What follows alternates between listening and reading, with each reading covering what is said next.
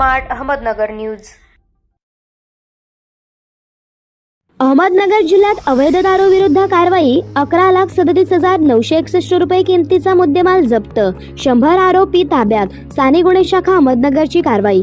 आगामी लोकसभा निवडणुकीच्या अनुषंगाने माश्री राकेश ओलासाहेब पोलीस अधीक्षक अहमदनगर यांनी स्थानिक गुन्हे शाखेचे पोनी दिनेश आहेर यांना अहमदनगर जिल्ह्यामध्ये हॉटेलवर विनापरवाना बेकायदा दारू विक्री करणाऱ्या इसमांविरुद्ध कारवाई करण्याबाबत आदेश दिलेले आहेत। नमूद आदेशाप्रमाणे पोणी श्री दिनेश आहेर यांनी स्थानिक गुन्हे शाखेतील पोलीस अधिकारी व अंमलदार यांची विविध पथके तयार करून जिल्ह्यामध्ये हॉटेलवर विनापरवाना बेकायदा दारू विक्री करणारे व वाहतूक करणाऱ्या इसमांची माहिती काढून त्यांच्या विरुद्ध कारवाई करण्याबाबत मार्गदर्शन करून पथके रवाना केली होती।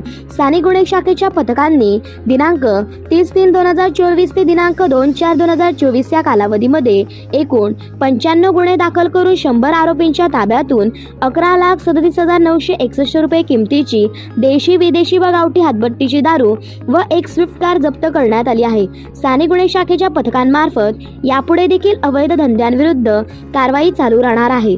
सदरची कारवाई माश्री राकेश ओलासाहेब पोलीस अधीक्षक अहमदनगर व माश्री प्रशांत खैरे साहेब अपर पोलीस अधीक्षक अहमदनगर व माश्री वैभव कलबुर्णे साहेब अपर पोलीस अधीक्षक श्रीरामपूर व जिल्ह्यातील सर्व उपविभागीय पोलीस अधिकारी यांच्या सूचना व मार्गदर्शनाखाली स्थानिक गुन्हे शाखेचे पोलीस अधिकारी व अंमलदार यांनी केली आहे।